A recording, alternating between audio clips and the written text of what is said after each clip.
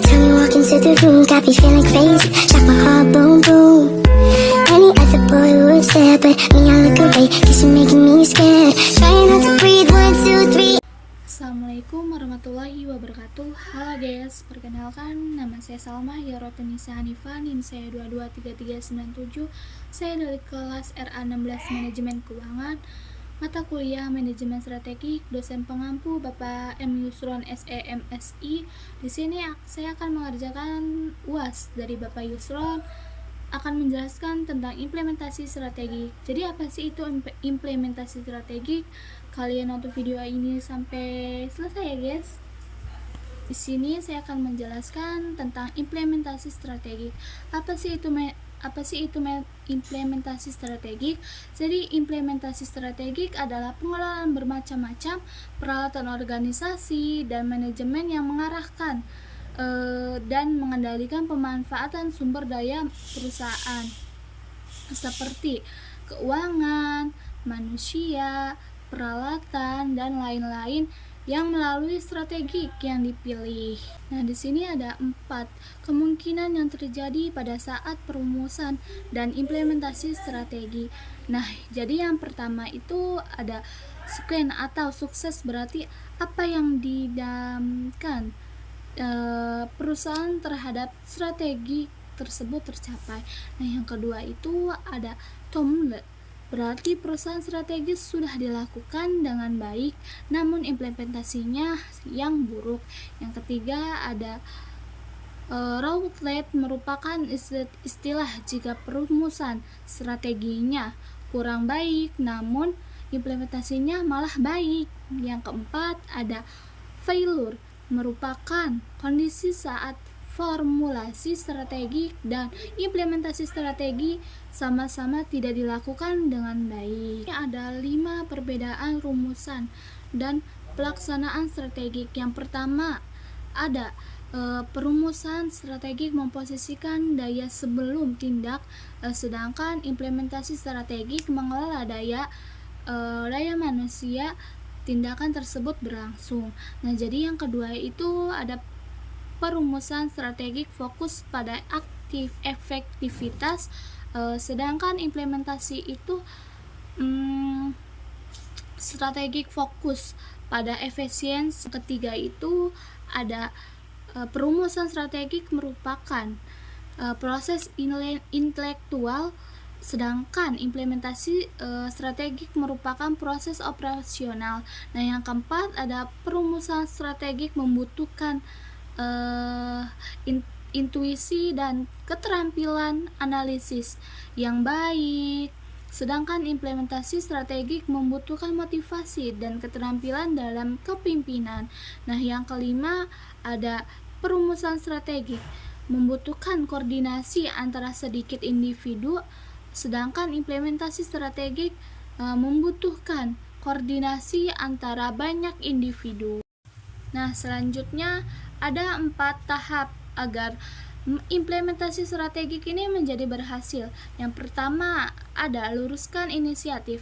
Nah, Kaplan dan Norton mengembangkan kartu catatan berdasarkan kriteria, yaitu relevansi 50%, kebutuhan itu 30%, dan resiko itu 20%.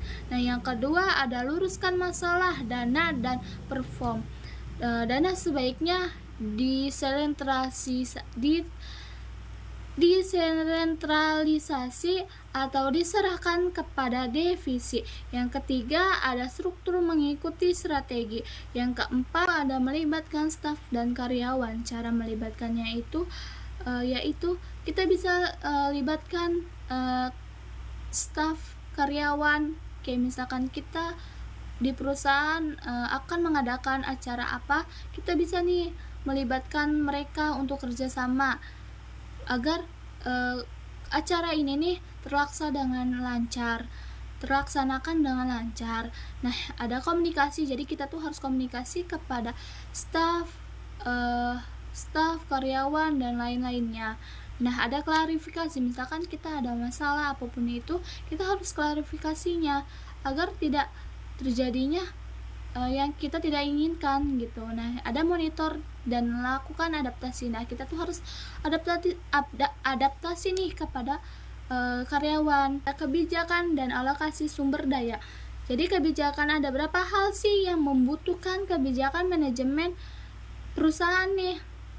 Jadi yang pertama itu ada menambahkan jumlah supplier, yang kedua ada membeli, menyewa atau meminjam alat produksi, yang ketiga itu ada menambahkan jam kerja karyawan, yang keempat ini ada pelaksanaan pelatihan karyawan, yang kelima ini ada negosiasi dengan perserikatan karyawan atau buruh. Nah, yang keenam atau bisa dibilang yang terakhir yaitu ada menambahkan atau mengurangi safety stock. Nah, di sini ada alokasi dan sumber daya.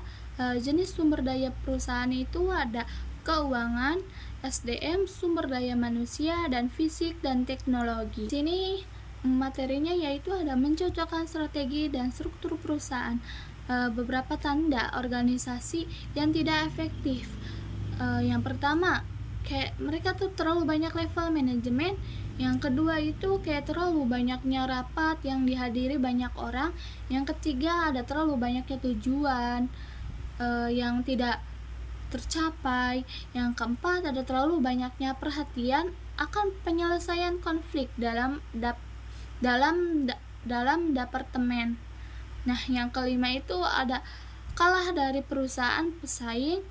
Nah, yang keenam itu ada pendapatan dibagi dengan jumlah karyawan lebih rendah daripada perusahaan pesaing. Ini struktur implementasi strategik. Nah, yang pertama itu ada struktur fungsional, yang kedua ada struktur divisi, yang ketiga ada struktur unit bisnis. Kelemahan struktur strategi unit bisnis adalah banyaknya lapisan manajemen dalam perusahaan seperti MNC, grup. Nah, yang keempat yaitu struktur matrik. Ada kelebihan dan kelemahan struktur fungsional implementasi strategik. Nah, kelebihannya itu yang pertama ada sederhana dan tidak mahal. Yang kedua ada mendanai pada aktivitas bisnis yang khususnya seperti pemasaran dan keuangan. Nah, yang ketiga itu ada tidak memerlukan kontrol yang terlalu rumit. Yang keempat ada memperolehkan pembuatan keputusan secara cepat. Kelebihannya itu yang pertama ada akuntabilitas dipaksakan ke atas, yang kedua ada delegasi kekuasaan dan tanggung jawab tidak didukung, yang ketiga ada minimnya peningkatan karier, yang keempat ada rendahnya semangat juang karyawan dan manajer, yang kelima ada perencanaan untuk produk dan pasar tidak memadai, terus yang keenam ada pertujuan jangka pendek, dan yang terakhir yang ketujuh yaitu banyaknya masalah komunikasi. Ada implementasi strategik fungsional. Nah, contohnya ini ada penerapan strategik fungsional dengan beberapa jenis strategi. Nah, jadi yang pertama itu ada penciutan. Nah, yang kedua itu ada stabilitas, yang ketiga itu ada ekspansi. Nah, di sini ada implementasi strategik yang efektif. Memerlukan beberapa langkah. Yang pertama itu ada perencanaan dan koordinasi. Apa sih itu perencanaan dan koordinasi?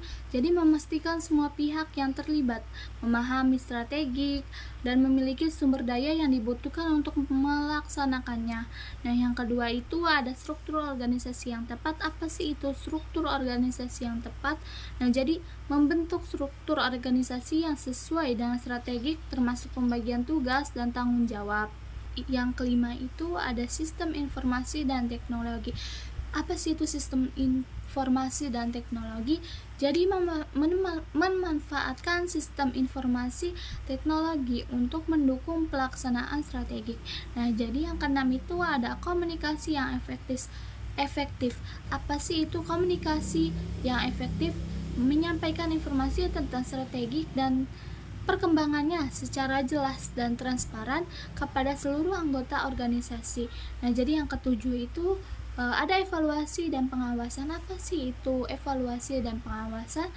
Yaitu memantau dan mengevaluasi kemajuan implementasi strategi secara berkala serta melakukan penyesuaian jika diperlukan. Nah, jadi implementasi strategik yang baik sangat penting untuk keberhasilan organisasi. Tanpa implementasi yang efektif, rencana strategik yang canggih sekalipun tidak akan memberikan hasil yang diharapkan.